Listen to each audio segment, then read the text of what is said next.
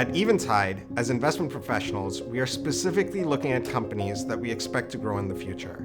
And because we want our profits to be those good profits, we ask ourselves, what is humanity going to need to flourish in the future, and what kinds of companies are providing for those needs? We tend to find our answers in 3 specific areas, and we bucket these as develop, sustain, and restore.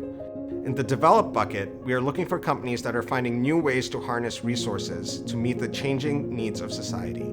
The sustain bucket refers to companies that are finding ways to preserve and protect those resources so they can continue to provide for future generations. Companies in the restore category are finding ways to make right, fix, or heal what is wrong and broken.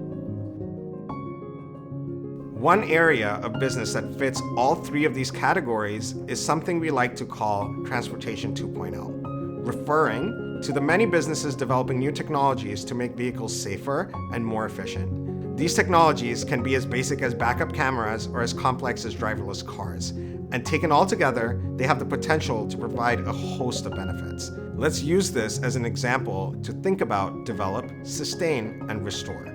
Imagine that today, investors fund the research and development that would allow the creation of a citywide fleet of shared driverless cars. That could include the development of new battery technologies, safety technologies, dispatching software, and more. There's our develop lens. Now let's look at the imaginary future city powered by these cars through the lens of sustainability.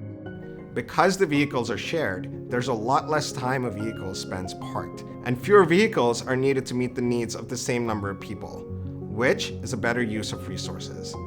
This also allows for more people to live comfortably in the city, preventing urban sprawl and protecting the environment around it.